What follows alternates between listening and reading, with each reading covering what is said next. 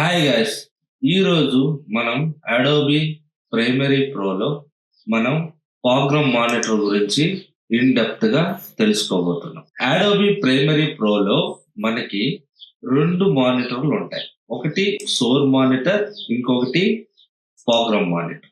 Sour monitor అంటే మనము ఏదైతే క్లిప్స్ ని అంటే మన ఒరిజినల్ క్లిప్స్ ని మనం చూసుకోవచ్చు. చూస్తూ దీంట్లో ఉన్న ఆప్షన్స్ అన్ని, టూల్స్ అన్ని యూజ్ చేసి మనం దీన్ని టైమ్ లైన్ లోకి తెచ్చి ఎడిటింగ్ చేసుకోవచ్చు. ప్రోగ్రామ్ మానిటర్ అంటే ఏంటి, ప్రోగ్రామ్ మానిటర్ ఏ విధంగా వర్క్ అవుతుంది, ప్రోగ్రామ్ మానిటర్ లో ఉన్న టూల్స్ ఏంటి, ప్రోగ్రామ్ మానిటర్ లో ఉన్న సెట్టింగ్ ఏంటి అనేది ఇన్ డెప్త్ గా మనం తెలుసుకోబోతున్నాం. అయితే ప్రోగ్రామ్ మానిటర్ అనేది మనం టైమ్ లైన్ లో ఏదైతే ఎడిట్ చేస్తామో అది మనకి ఈ ప్రోగ్రామ్ మానిటర్ లో విజువల్ గా చూపిస్తుంది. మనం ఏదైతే ఫైనల్ అవుట్పుట్ తీసుకుంటున్నామో ఈ ప్రోగ్రామ్ మానిటర్ అనేది డిసైడ్ చేస్తుంది.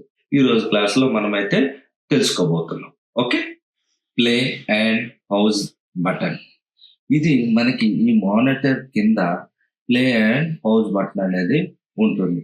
దీన్ని మనం ఈ టైం లైన్ లో ఉన్న వీడియోని ప్లే చేయడానికి అలాగే పౌజ్ చేయడానికి యూజ్ చేస్తాం.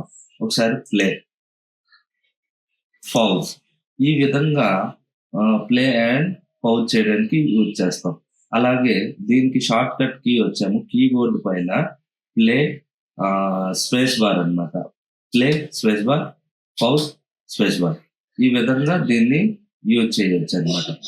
రెండోది టైం ఇండికేటర్. టైం ఇండికేటర్ అని అంటే మనకి ఇక్కడ ఉంటుంది అనమాట.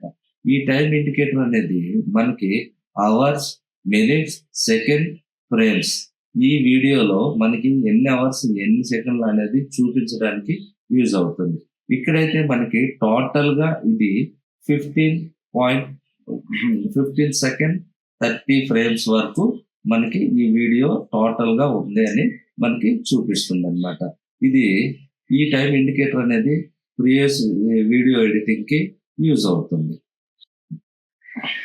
ప్రోగ్రామ్ మానిటర్ కింద మనకి ప్లేబ్యాక్ రెగ్యులరైజేషన్ అనేది ఒక ఆప్షన్ ఉంటుంది. ఈ ఆప్షన్ అనేది సాధారణంగా మనకి ఫుల్ 1/2, 1/4, 1/8, 1/16 ఉంటాయి. కంప్యూటర్ స్లో అయినప్పుడు 1/1 లేదా 1/4 కు పెట్టుకోండి. ఎందుకని అంటారంటే మనకి కంప్యూటర్ స్లో అయినప్పుడు మనకి ఈ స్పీడ్ గా మనకి ఇది వర్కౌట్ అవడానికి. ఇది ఫైనల్ ఎక్స్పోర్టింగ్ క్వాలిటీని మాత్రం తగ్గనివ్వదు. ఇది కేవలం ప్రివ్యూ పర్ఫార్మెన్స్ కోసమే మనం ఇది యూజ్ చేస్తాం అన్నమాట. ప్రోగ్రామ్ మానిటర్ లో వీడియో ఎంత సైజులో కనిపించాలో కంట్రోల్ చేసే జూమ్ ఆప్షన్ ఉంటుంది. ఇక్కడ మనకి ఫిట్ అంటే ఈ ప్రోగ్రామ్ మానిటర్ లో వీడియో ఫిట్ అయిపోతుంది. వీడియోని యాక్చువల్ పిక్సెల్ 1:1 రేషియోలో చూస్తారనమాట. ఇది మనకి షార్ప్నెస్, నాయిస్, అలాగే స్క్రీన్ డీటెయిల్ చూడడానికి 100% మనకి ఇది యూజ్ అవుతుంది. నెక్స్ట్ షేప్ మ్యాగజైన్ అనేది మనకి ఈ సెట్టింగ్ లో ఉంటుంది. షేప్ మ్యాగజైన్ అంటే మనకి ఈ విధంగా వస్తుంది. ఇది ముఖ్యంగా titles, subtitle, logo, important టెక్స్ట్లు ఏవైనా పెట్టుకోవడానికి యూజ్ అవుతుంది. ఉదాహరణకి యూట్యూబ్ లో, ఇన్స్టాగ్రామ్ లో టెక్స్ట్ అడ్జస్ట్ చేయడానికి మనకి ఇది చాలా సేఫ్ఫుల్ గా ఉంటుంది అన్నమాట. నెక్స్ట్ మనకి బటన్ ఎడిటర్. ఈ కింద మనకి కొన్ని బటన్స్ ఉన్నాయి. ఇవి మనకి కనిపించకపోయిన ఎడల మనం వీడియోని ఈ బటన్స్ కొన్ని కంట్రోల్ చేస్తాయి కదా. ఇవి కనిపించని ఎడల మనకి ఇక్కడ ప్లస్ సింబల్ క్లిక్ చేస్తే మనకి ఇక్కడ బటన్ ఎడిటర్ అనేది కనిపిస్తుంది. మనకు కావాల్సిన బటన్ ని మనం ప్రెస్ చేసి మనం ఏం చేస్తాం, వీడియోని కంట్రోల్ చేయవచ్చు అన్నమాట. ఈ విధంగా ఈ బటన్ ఎడిటర్ అనేది యూజ్ అవుతుంది. నెక్స్ట్ మనకి ఇక్కడ కెమెరా ఐకాన్ కనిపిస్తుంది కదా, దీన్ని ఎక్స్పోర్ట్ ఫ్రేమ్ అని అంటారు. ఈ ఎక్స్పోర్ట్ ఫ్రేమ్ ఏంటంటే మనకి ఇప్పుడు ఈ వీడియోలో మనకి ఏదైనా ఒక ఫ్రేమ్ నచ్చింది అనుకోండి, దాన్ని ఇమేజ్‌గా మనం చేసుకోవచ్చు. దాన్ని క్లిక్ చేస్తే ఈ విధంగా వస్తుంది. సీక్వెన్స్ మనం ఏదో ఒక స్టిల్ ఒకటి పేరిచ్చుకొని మనకు నచ్చిన ఫార్మాట్‌లో దాన్ని సేవ్ చేసుకోవచ్చనమాట. ఈ విధం ఈ విధంగా మనకి ఇది యూజ్ అవుతుందనమాట. సో, ఇక్కడ మనకి ఇమేజ్ పీఎన్‌జీ ఇమేజ్ అనేది వచ్చేసిందనమాట. ఈ విధంగా మనం ఇమేజెస్‌ని తీసుకోవచ్చనమాట. నెక్స్ట్ మనకొచ్చేది setup forward, setup backward. Setup forward, setup backward, setup forward.